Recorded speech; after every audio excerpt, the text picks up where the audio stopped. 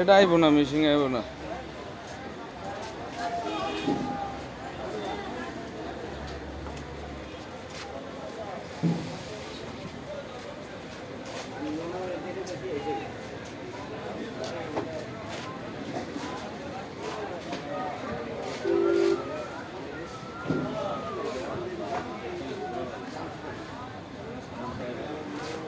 কোনটা দেবেন? এই দুইটা দেবেন?